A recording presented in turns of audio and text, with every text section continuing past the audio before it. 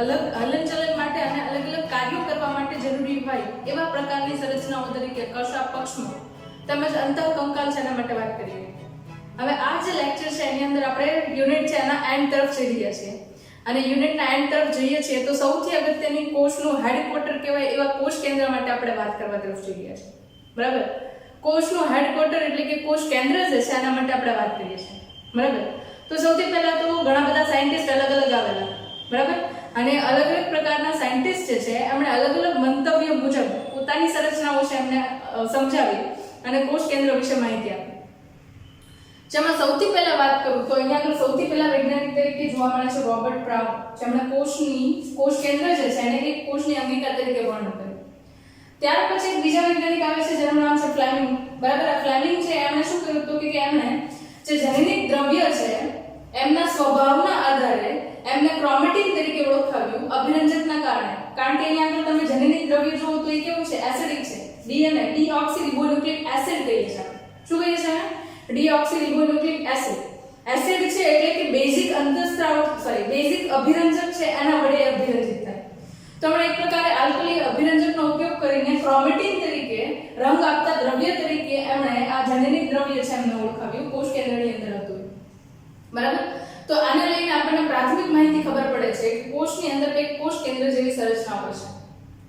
Okay. જેમ જેમ time છે આગળ જતો જાય છે એમ આ સંરચનાઓ છે એની અંદર થોડું એડવાન્સમેન્ટ આવતું જાય છે અને એની સૂક્ષ્મ સંરચનાઓ છે ઇલેક્ટ્રોન માઇક્રોસ્કોપની શોધ પછી સૌથી વધારે પ્રખ્યાત બને છે. બરાબર. અને એના માટેની ડિટેલ ઇન્સ્ટ્રક્શન્સ છે એ બધી આપણને મળે છે. બરાબર. એઝ અ રિપ્રેઝન્ટેટિવ અહીંયા આગળ હાફ સેલ છે રિપ્રેઝન્ટ કર્યો છે પણ ન્યુક્લિયસ છે કોષ કેન્દ્ર છે એ પૂરે છે. બરાબર. તો અહીંયા આગળ કોઈ પણ કોષ કેન્દ્ર જોઈએ તો એની અંદર શું શું હોઈ શકે?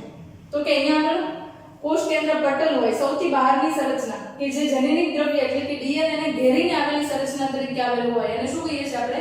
તો કે એને આપણે કહીએ છીએ જનીનિક દ્રવ્યને ઘેરીને આવેલું હોય એને કહીએ છીએ કોષ કેન્દ્ર પટલ, ન્યુક્લિયર મેમ્બ્રેન. બરાબર. ઓકે. બીજી જે સૌથી અગત્યની સંરચના મધ્યની અંદર તમે જુઓ છો ન્યુક્લિઓલસ એટલે કે કોષ કેન્દ્રિકા. કોષની વચ્ચેની તરફ એક કરતા વધારે સંખ્યાની અંદર અહીંયા આગળ એકદમ ઝાલાકાર સંરચના જોવા મળે છે અને એ સંરચના કણિકામાં થોડા ઘણા પ્રમાણની અંદર હોય છે. બરાબર. અને એ સંરચના જે છે એ પોતે કોષ કેન્દ્રિકા તરીકે ઓળખાય છે. બરાબર. જો કે બધાના અલગ અલગ કાર્યો છે આપણે જોવાના છે. નેક્સ્ટ એના પછી તમે સંરચનામાં જુઓ તો અહીંયા આગળ કોષ કેન્દ્ર પટલની અંદર છિદ્રો જોવા મળે છે. બરાબર. એ છિદ્રો જે છે એ અમુક પ્રકારના દ્રવ્યોના વહન માટે ઉપયોગી હોય છે. અને રંગસૂત્ર દ્રવ્ય, જનીનિક દ્રવ્ય એટલે કે ડીએનએ જે છે જેનેટિક મટીરીયલ છે એ સૌથી અગત્યનો પાર્ટ છે કોઈ પણ કોષ કેન્દ્ર પર. રાઈટ. તો આટલી ઇન્ફોર્મેશન જે છે એ આપણે ક્લિયર કરી છે. હવે નેક્સ્ટ એના પછી વાત કરીએ થોડી. હવે સાયન્ટિસ્ટ છે એમણે આપણને આટલી ઇન્ફોર્મેશન આપી તો હવે એક એક દ્રવ્ય છે એક એક મટીરીયલ છે એના માટે વાત કરીએ. તો અહીંયા તમને જે વિખરાયેલું દેખાય છે ડીએનએ જે વિખરાયેલું દેખાય છે એને આપણે શું કહીએ છીએ? જનીનિક દ્રવ્ય. શું કહીએ છીએ એને? જનીનિક દ્રવ્ય. હવે આમ જો તો આપણા શરીરની અંદર જનીનિક દ્રવ્ય જે છે બરાબર એ દરેક કોષની અંદર સમાન પ્રમાણમાં હોય છે. બરાબર. એટલે અહીંયા આગળ આ રંગસૂત્ર દ્રવ્ય જે છે એ શું છે? તો કે એક પ્રકારે ડીએનએ નો ચોક્કસ જથ્થો છે.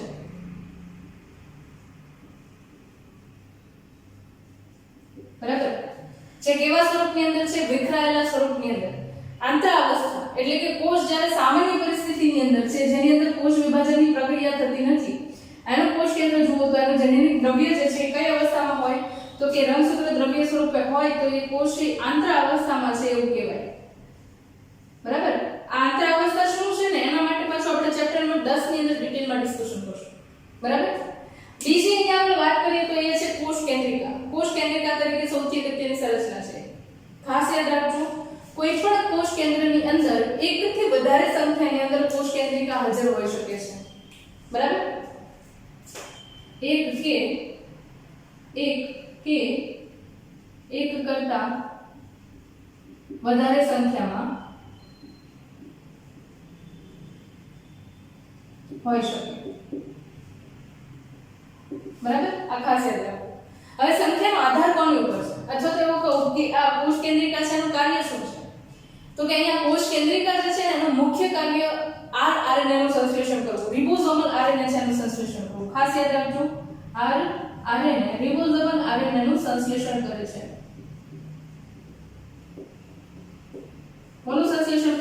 તો કે રિબોઝોમલ આરએનએ. રિબોઝોમલ આરએનએ છે ને નામ પરથી આઈ થિંક તમને આઈડિયા આવી ગયો હશે કે એ રિબોઝોમના સંશ્લેષણ સાથે સંકળાયેલું છે. આપણે જોઈએ છે કે કણિકામાં અંતઃકોષરસ જાળ છે એની ઉપર તમે રિબોઝોમ્સ જુઓ છો અથવા તો કોષરસ છે એની અંદર રિબોઝોમ્સ હોય છે. તો રિબોઝોમ્સ ક્યાંક તો કોષની અંદર બનતા હશે ને. તો રિબોઝોમ્સ માટે બે વસ્તુ હોય, એક પ્રોટીન હોય અમુક પ્રકારના અને અમુક પ્રકારે આરઆરએનએ હોય. તો એ આરઆરએનએ નું સંશ્લેષણ જે છે એ તમને કોષ કેન્દ્રિકા છે એની અંદર થતું જોવા મળે છે. યાદ રાખજો ખાસ ચેપ્ટર નંબર 6 સ્ટાન્ડર્ડ 12 ની અંદર આ બધી વસ્તુઓ છે ત્યાં આગળ કોરિલેટ થશે. બરાબર. નેક્સ્ટ એના પછી વાત કરીએ. આરઆરએનએ જે છે એનું સંશ્લેષણ થાય તો એ પછી ક્યાં હોય તો કે રિબોઝોમના સંશ્લેષણની અંદર. બરાબર. તો કોષ કેન્દ્રિકા જે છે એની સંખ્યા કયા કોષની અંદર વધારે હોય તો કે અલ્ટિમેટલી આપણે થોડો વિચાર કરીએ ને તો જે કોષની અંદર રિબોઝોમ્સનું પ્રમાણ વધારે હોય ને એ કોષની અંદર કોષ કેન્દ્રિકાનું પ્રમાણ વધારે હોય. હજી થોડા આગળ જઈએ. જે કોષની અંદર રિબોઝોમ્સનું પ્રમાણ વધારે હોય એ કોષ છે પ્રોટીન સંશ્લેષણ સાથે સંકળાયેલો. બરાબર. એનો સીધો મતલબ એવો થયો કે જે કોષની અંદર પ્રોટીન સંશ્લેષણની પ્રક્રિયા વધારે થાય છે એ કોષની અંદર એક કોષ કેન્દ્રની અંદર એકથી વધારે સંખ્યાની અંદર કોષ કેન્દ્રિકા હાજર હોઈ શકે છે. બરાબર. જેટલી કોષ કેન્દ્રિકા વધારે એટલા રિબોઝોમ્સ વધારે બનાવશે, એટલા રિબોઝોમ્સ વધારે એટલું પ્રોટીન સંશ્લેષણ વધારે થશે. Is that clear to all? Right. Next એના પછી વાત કરીએ કોષ કેન્દ્ર પટલ. કોષ કેન્દ્ર પટલ શું છે તો કે એક તમે અહીંયા આગળ જુઓ તો સળંગ બેવડા પટલની સંરચના તરીકે કોષ કેન્દ્ર પટલ આવેલું છે. કેવું છે એ તો કે બેવડા પટલની સંરચના છે.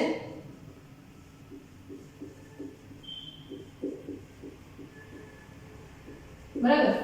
બે પટલ છે આ છે અને થોડું હું અહીંયા આગળ ઝૂમ કરીને મૂકું તો આ રીતે મેં પટલને દર્શાવેલું છે. બરાબર. ત્યારબાદ બીજું પટલ છે એ અહીંયા આગળ. બરાબર. હવે કોષ કેન્દ્ર પટલ જે છે એ અહીંયા આગળ કોષના અવકાશને બે ભાગની અંદર વિભાજિત કરે છે. એક કોષ કેન્દ્રનો અંદરનો અવકાશ અને બીજો કોષ કેન્દ્ર સિવાય કોષ રસનો બહારનો વિસ્તાર. બરાબર. એટલે બે અવકાશ છે એની અંદર વિભાજિત કરે છે. એક છે કોષ કેન્દ્રનો અવકાશ અને બીજો બાહ્ય કોષ કેન્દ્ર અવકાશ. બરાબર. અથવા તો એવું કહું કે કોષ રસનો વિસ્તાર. બરાબર. એટલે એક એરિયા આ થાય છે અને બીજો એક એરિયા આ થાય છે. બરાબર. બે એરિયા છે એ તમને કોષ કેન્દ્ર પટલને લીધે વિભાજિત થતા જોવા મળે છે. હવે અહીંયા આગળ તમે એક વસ્તુ જોઈ હોય તો અહીંયા આગળ બે પટલ થયા. એક અંતઃ પટલ કહી શકીએ કોષ કેન્દ્ર પટલનું અંતઃ પટલ અથવા તો અંતઃ સપાટી. શું કહીશું એને? અંદરની તરફ છે એને અંતઃ સપાટી કહીશું કે જ્યાં આગળ તમને ડીએનએ જનીનિક દ્રવ્ય છે એ જોવા મળે છે. બરાબર. બીજી જે છે એને આપણે શું કહીશું તો કે આ જે છે એને આપણે કહીશું બાહ્ય સપાટી. બાહ્ય સપાટી. હવે તમે એક વસ્તુ જોયું હોય તો અહીંયા આગળ કોષરસ પટલ કોષ કેન્દ્ર પટલ જે છે એની બાહ્ય સપાટી જુઓ તો એ બાહ્ય સપાટી જે છે ત્યાં આગળ તમે સીધું એની સાથે અંતઃકોષરસ જાળ જોડાયેલી જોવા મળે છે. શું જોવા મળે છે? અંતઃકોષરસ જાળ. હવે તમને આઈડિયા આવશે આગળના લેક્ચરની અંદર આપણે અંતઃકોષરસ જાળ જોઈએ એના ઉપરથી કે ત્યાં આગળ કણિકામય અંતઃકોષરસ જાળ હોય. કણિકામય અંતઃકોષરસ જાળ.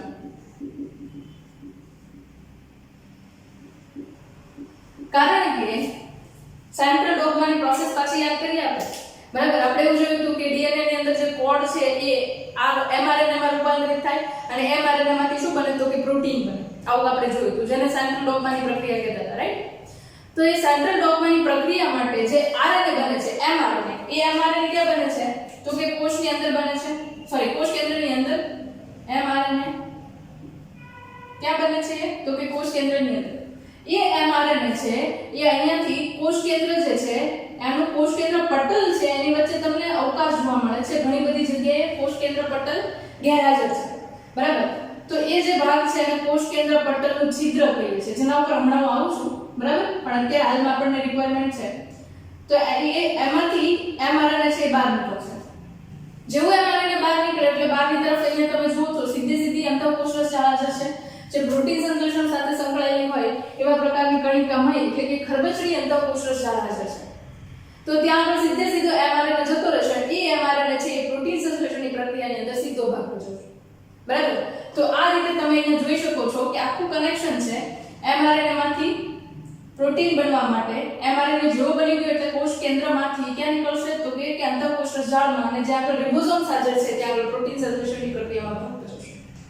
બરાબર છે? ઓકે. હવે અહીંયા તમે જુઓ તો કોષ કેન્દ્ર પટલ જે છે એ મુખ્યત્વે બે છે અથવા તો બંને વચ્ચે અવકાશ છે. બરાબર? જેને આપણે શું કહીશું? આંતરપટલ અવકાશ. શું કહીશું? આંતરપટલ અવકાશ. આ આંતરપટલ અવકાશ જુઓ તો એ કેટલી સાઈઝ છે તો કે એ અવકાશ જે છે લગભગ 10 નેનોમીટર થી 55 નેનોમીટર સુધીનો એ અવકાશ હોઈ શકે છે. બરાબર? એટલે કે અહીંયા આગળ તમે જે આ અંદરની બાજુનો રહેલો અંતઃપટલ અને બહારની બાજુએ રહેલો બાહ્ય પટલ છે એ બંને વચ્ચેની જગ્યા છે કેટલી કહી શકીએ તો કે 10 નેનોમીટર થી 55 નેનોમીટર સુધીની એ બંને વચ્ચેની અવકાશ હોય છે, જેને આંતરપટલ અવકાશ અથવા તો પરિઅવકાશ કહી શકીએ. બરાબર? પરિઆવરણ અવકાશ એવું પણ કહી શકીએ. બરાબર? નેક્સ્ટ એના પછી વાત કરીએ તો કોષ કેન્દ્ર પટલ જે છે એ કોષ કેન્દ્ર છિદ્રની સંરચના કરે છે. જો અહીંયા આગળ છે કોષ કેન્દ્ર પટલ છિદ્ર, આ જુઓ છો તમે. બરાબર? તો અહીંયા આગળ તમે જે આ સંરચના જુઓ છો કે જ્યાં કોષ કેન્દ્ર પટલ જે છે એ છેડાના ભાગે બંને કોષ કેન્દ્ર પટલ છે એકબીજા સાથે જોડાઈ જાય છે અને એક સંરચના બનાવે છે, જેને શું કહીએ છીએ? કોષ કેન્દ્ર છિદ્ર. કોષ કેન્દ્ર પટલનું જે છિદ્ર છે એનું મુખ્ય કાર્ય શું છે તો કે એ કોષ કેન્દ્ર અને કોષ રસની અંદર રહેલું જે દ્રવ્ય છે બંનેની વચ્ચે આપલે માટેનો માર્ગ પૂરો કરે છે. શું કરે છે તો કે બંને માટેનો જે વચ્ચેનો આપલે માટેનો માર્ગ છે એ અહીંયા આગળ પૂરો પાડે છે. આ જે છે મુખ્ય કોષ કેન્દ્ર પટલ જે છે એની અંદર રહેલા છિદ્રનું કાર્ય છે. બરાબર? આઈ થિંક તમને આટલી વસ્તુ છે એ ક્લિયર થયું છે. બરાબર? હવે આ જે પર્ટિક્યુલર વાત કરીએ શાના માટેની વાત કરીએ આપણે કોષ કેન્દ્રને લઈને વાત કરીએ તો ઘણીવાર એવું પણ બને ને કે કોષ જે છે એમની અંદર કોષ કેન્દ્ર છે એ ગેરહાજર હોય અથવા તો એક કોષની અંદર એકથી વધારે કોષ કેન્દ્ર હાજર હોય. બરાબર? તમને યાદ છે એવા કોઈ કોષ કે જેની અંદર એકથી વધારે કોષ કેન્દ્ર હાજર હોય? લાસ્ટ લેક્ચરની અંદર જ મેં તમને એક એવું પ્રાણી કીધેલું કે જેની અંદર બે કોષ કેન્દ્ર હતા. For example paramecium. બરાબર? કોષ કેન્દ્રની સંખ્યાને લઈને વાત કરું છું. બરાબર? તો પેરામીશિયમ જે છે એની અંદર બે કોષ કેન્દ્ર હોય છે. આના ઉપરાંત તમે ફૂગ છે એમના તંતુઓ જુઓ, કવક તંતુ, કવક જાળ. બરાબર? તો એ કવક તંતુ જે છે એ ઘણીવાર બહુકોષ કેન્દ્રીય હોય છે. બરાબર છે? તો એ જે છે ફૂગ છે એ પણ બહુકોષ કેન્દ્રીય કહી શકીએ આપણે. બરાબર છે? આ તો આપણે કોષ કેન્દ્રની સંખ્યા લઈને વાત કરી કે એવા કયા કોષો હોય કે જેમની અંદર કોષ કેન્દ્રની સંખ્યા છે એકથી વધારે હોય. પણ ઘણીવાર એવું પણ બને છે કે કોષ કેન્દ્ર છે એ ગેરહાજર હોય છે ઘણા બધા કોષોની અંદર. બરાબર? ફોર એક્ઝામ્પલ મનુષ્યનો રક્તકણ.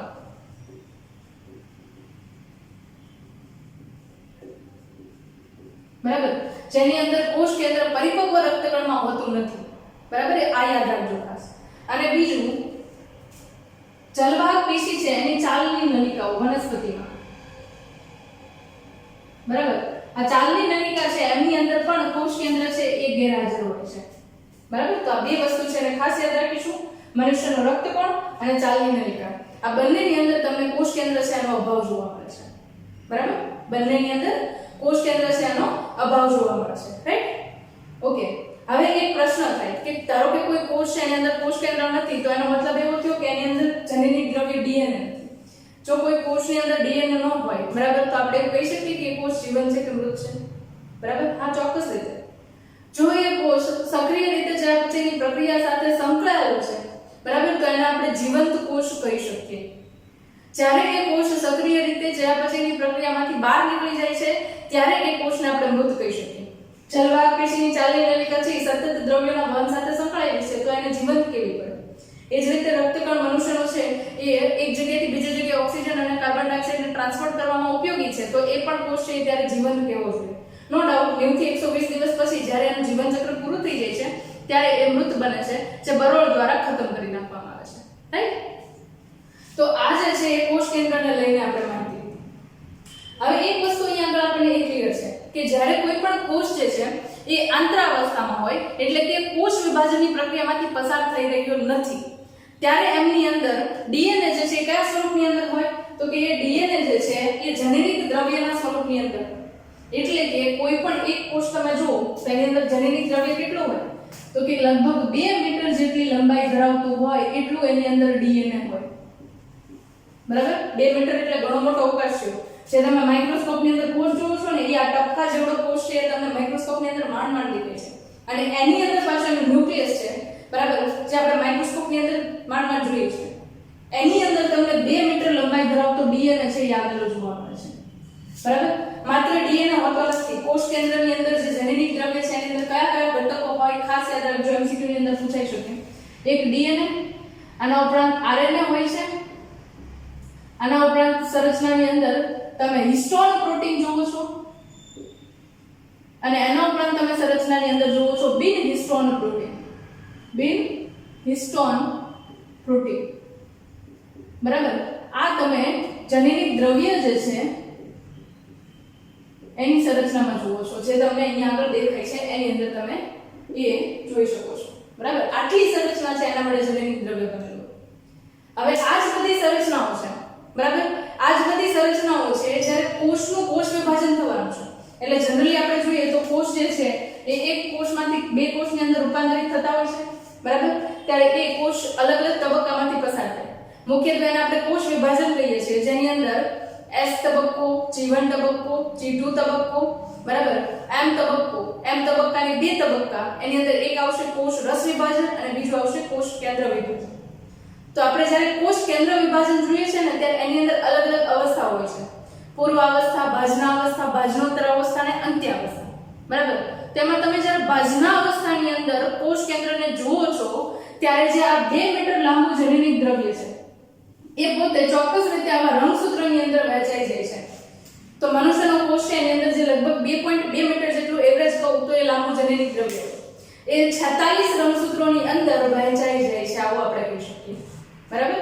એટલે એનો મતલબ એવો થયો કે આ જે જનીનિક દ્રવ્ય, ધારો કે આ 2 મીટરની લંબાઈ ધરાવતું હોય એવો ડીએનએ નો ટુકડો છે, તો એ ડીએનએ નો ટુકડો છે એ એવી રીતે પેક થાય છે અથવા તો એવી રીતે ગોઠવણ પામે છે કે જેના કારણે એ પોતે આવા ચોક્કસ પ્રકારના રંગસૂત્રોની અંદર ગોઠવાય છે. રાઈટ? શેની અંદર ગોઠવાય છે? રંગસૂત્રોની અંદર. ઓકે, તો આ જે છે રંગસૂત્ર ક્યારે રૂપાંતરિત થાય છે?